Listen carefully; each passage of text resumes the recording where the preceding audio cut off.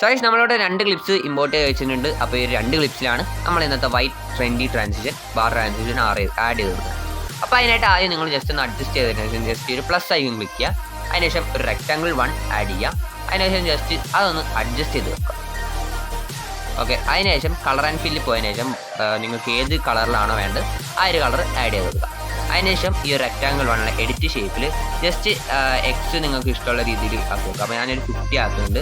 അതിനുശേഷം Y just ഫുള്ളാക്കി ആ ഒരു സ്ക്രീനിൽ നിന്ന് ഈ ഒരു രീതിയിൽ ആക്കി വെക്കുക. അപ്പോൾ ഒരു 900,000 ഇഷ്ടമുള്ള രീതിയിൽ ഇടാൻ നിങ്ങൾക്ക്. ഓക്കെ, അതൊന്ന് സീൻ. അപ്പം അത്ര ആക്കിയതിന് ശേഷം ജസ്റ്റ് ഒന്ന് ബാക്ക് അടിക്കുക.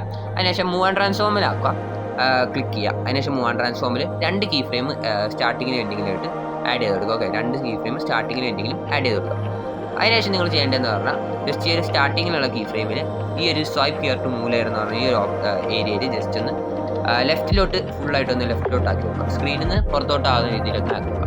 അതിനുശേഷം റൈറ്റ് സൈഡിലെ എൻഡിങ്ങിലുള്ള കീ ഫ്രെയിമിൽ പോയതിനു ശേഷം റൈറ്റിലോട്ട് നിങ്ങൾ ഈ ഒരു swipe here to move layer എന്ന് പറഞ്ഞ ഓപ്ഷൻ ക്ലിക്ക് ചെയ്യുക. അതിനുശേഷം സ്വൈപ്പ് ചെയ്ത് റൈറ്റിലോട്ടാകും.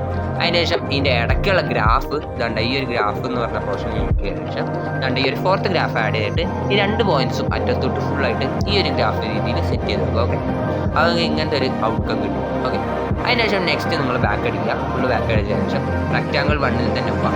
എഫക്ട്സ് പോവുക. ആഡ് എഫക്റ്റ് പോയതിനു ശേഷം ബ്ലർ എന്ന് പറയുന്ന ഓപ്ഷനിലെ മോഷൻ ബ്ലർ എന്ന് പറഞ്ഞാൽ ഈ ഒരു ഓപ്ഷൻ ഉണ്ടല്ലോ, അത് ജസ്റ്റ് സ്റ്റാൻഡേർഡ് സെറ്റിംഗ്സോടെ ഇമ്പോർട്ട് ചെയ്യുക. അപ്പം ആ ഒരു റെക്ടാങ്കിൾ 1 പണി കഴിയും. നമ്മൾ ഈ ഒരു ക്ലിപ്പ് 2 പോയതിനു ശേഷം എഫക്ട്സ് പോവാം.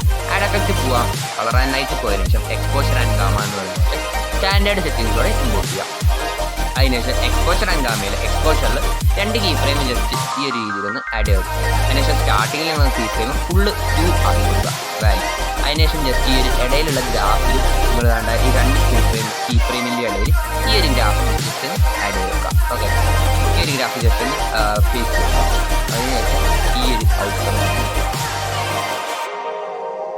അപ്പം അത്രേ ഉള്ളൂ ഇന്നത്തെ ആ ഒരു വൈറ്റ് ട്രെൻഡി ബാർ ട്രാൻസിഷൻ. അപ്പം ഈ ഒരു വീഡിയോ യൂസ്ഫുൾ ആണ്. നിങ്ങൾ എന്തായാലും ചാനൽ സബ്സ്ക്രൈബ് ചെയ്യുക, എല്ലാവർക്കും ഷെയർ ചെയ്യുക. അപ്പം മറ്റൊരു അടിപൊളി വീഡിയോയിലോട്ട് കാണാം. അതുവരെ ബൈ.